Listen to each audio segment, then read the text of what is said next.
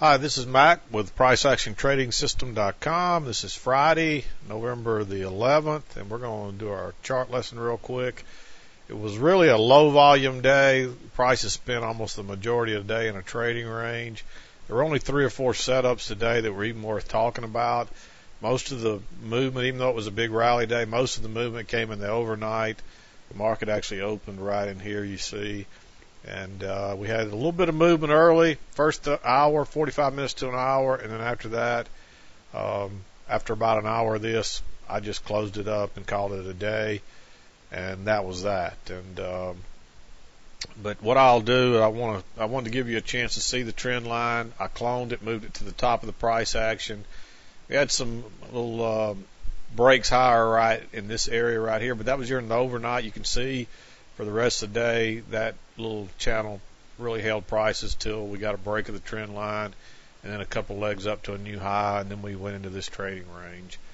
And hopefully you can see this right here. We had the break of the trend line. We had one leg up right there, and then here's your second leg up, which just was real choppy and it didn't quite make it, and that was a strong sign that prices were probably not going to go much higher. And even though we couldn't sell off today, we really didn't go higher. And you can see there's just no volume. I mean, this from right in here is 9 o'clock this morning to 9:30 or so. And here we are right here about 2:30. There's still about 45 minutes left in the day. And prices have just really been in a 3 or 4 point trading range. So just not much happening at all today. Today's a Veterans Day. It's a holiday. And most of your big traders are just going to take the day off because they know it's going to be like this, and it's just not worth risking an entry in any of this stuff. You get stuck in here, and if you're not real good at it, you get whipsawed each way. And I mean, I've seen inexperienced traders get short here, then reverse into a long here, into a short here, and then find out, oops, there it goes up again. Then they reverse into a long right in here. And then there it is going lower again. They just reverse in and out. Next thing you know, on just a couple of little small losses, they've lost 3 or 4 or 500 or more dollars for the day. So it's not worth risking it. But let's start over here. I'll show you the first entry today. Because there was such low volume today, there's little small bars, lots of little choppy bars. Actually, this right here, starting right in here, this is really a strong trend when you see prices like that. It doesn't look strong, but that's a pretty strong trend. And your clue to start that this may wane was your break of your trend line right here, and then a couple legs up to a new high, and then prices couldn't really muster anything up after that. So if you were long, I would have, once we made this double, triple top out here outside the trend line, I probably would have stopped. I would have probably closed any longs out at that point. So that was your clue to get out, especially that reversal bar right there. Even though prices didn't sell off, you could have got out at the high with any runners you had going off of this stuff. So let's talk about trade one. If you were on a smaller chart, these would all be very easy to see, but the volume is low today and the bars are not very big, so these trades are kind of hard to see. But this is a second entry long right here. You can see we had a new high, prices pulled back. We went higher right here, we pulled back, and then we went up and went higher again here. And if you went to a smaller chart, you'd see a clear 2 legs, and you'd see some breaks lower and that kind of thing. But it's difficult to see it on this chart. But what we have to do as traders, is not wise to try to watch multiple charts. So what we have to do is learn to spot these moves on a smaller time frame and a larger time frame on whichever chart we watch. I like a 2,000 tick chart. I recommend that because it's kind of the sweet spot for getting enough entries, but giving you to make it, but also making the chart slow enough that it's easier to read the price action. So that's my recommendation, and that's why I use that chart. But anyway, this is a second entry long. The entry would have triggered 1 tick above this little 2-bar matching high right here. And if you didn't take this because of all the overlapping bars, that's not wrong, because you see it didn't go very far before it pulled back. But that's about all you're going to get on a day like this. And it was good enough for a scalp and probably 2 or 3 points on the runner. But if you didn't exit up here, prices would have pulled back and taken out your runner. And you can see that's exactly what happened. And then we had another setup, and this is the same similar setup. We had a new high. We pulled back. Prices broke higher right here. can see that. You actually can see the two breaks on this one. Prices broke higher, then sold off, and they broke higher again right here. So that was your second entry long. And you can see that we actually got some shorts trapped in here when we trap. See this long bearish bar? That fools a lot of inexperienced traders. They don't realize that, they don't know the importance of a 21 bar EMA. They don't know the importance of the trend line. They don't even probably have this stuff on their chart. They got some indicator down here that's telling them all the market's overbought or something crazy like that, and they see this big bearish bar and they put their order right there thinking, if it goes any lower from there, it's probably going to take off, and it ticks one tick lower. They get entered in the trade, and boom, it turns up, and guess what? They're short at the very low tick. And I see it happen over and over and over and over. And it happened to me when I was young, too. So I understand how easy it is to get trapped in that stuff when you don't understand how to read a chart and you don't understand what's going on. But this is a second entry long, and there's definitely trapped shorts here because you can see how that bar right here exploded up out of that, and that's usually because it's hitting stops. And most of these shorts probably gave it a couple of ticks, and when it started breaking above this bar, the third bar and higher, they started exiting, you can see, and it ran it all the way up to a new high. So this is another easy scalp, probably a couple points off the runner. If you just try to scalp a couple of points or get out up at the high, that's probably the best strategy at this point.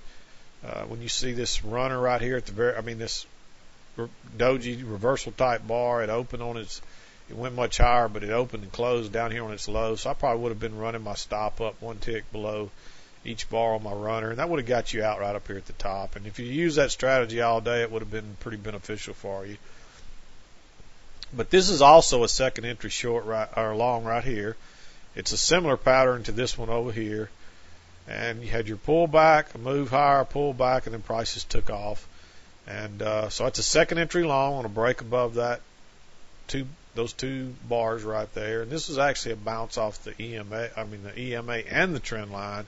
So this was another nice move. And if you moved your stop up on your runners below each bar, you probably would have got at least 2 points out of any runners as well.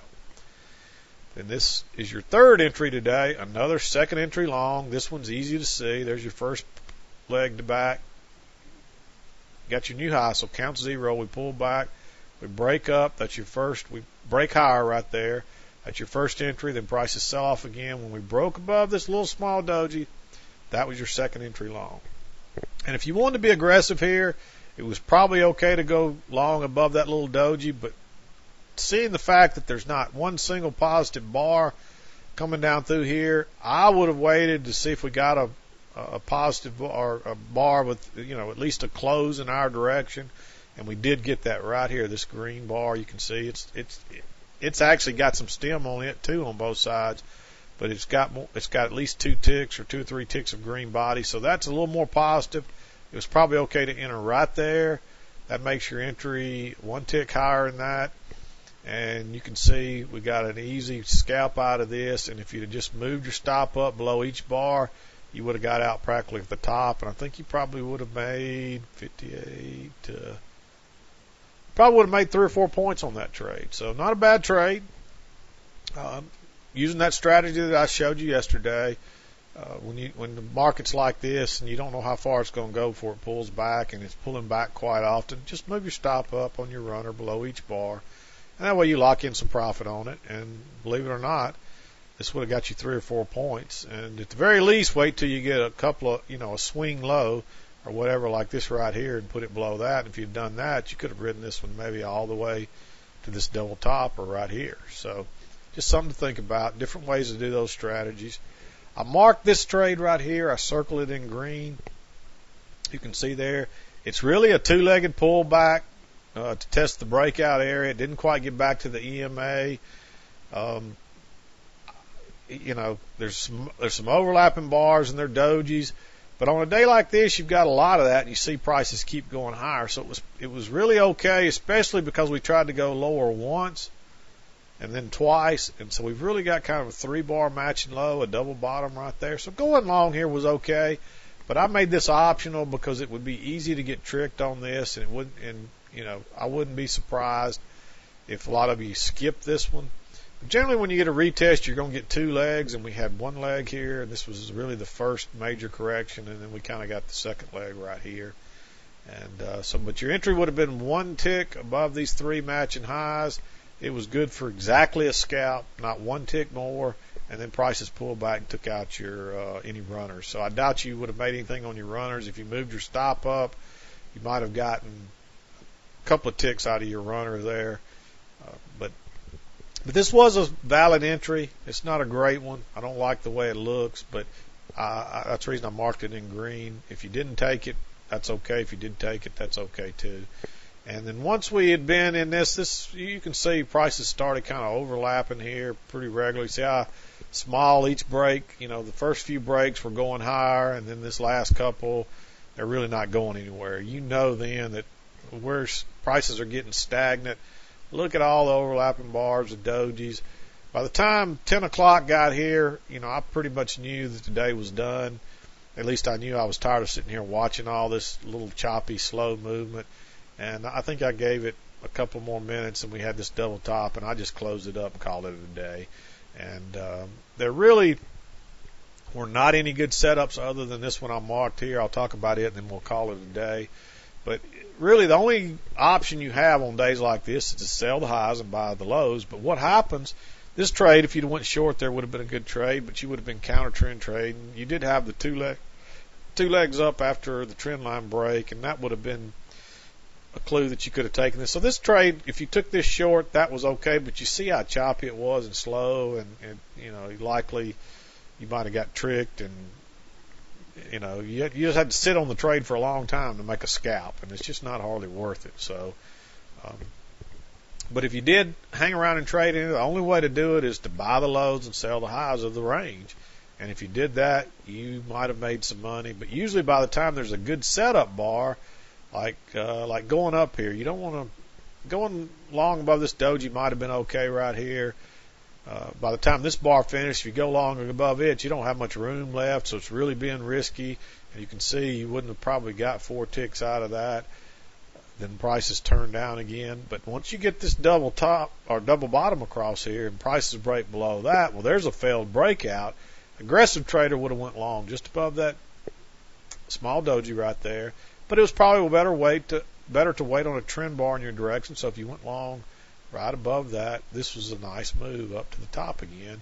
And I would have probably, with all this double top and this failed break, at the very least, you might have just exited right there. But if not, just moving your stop up below each bar would have got you out pretty close to the top, and you could have made another 3 or 4 or 5 points off this move right here on any runner. So, and then you could have actually reversed on this bearish bar and got you another scalp coming back down if you really wanted to. But that's about the only way to safely trade that. Even down here, this late in the afternoon, we had a break lower.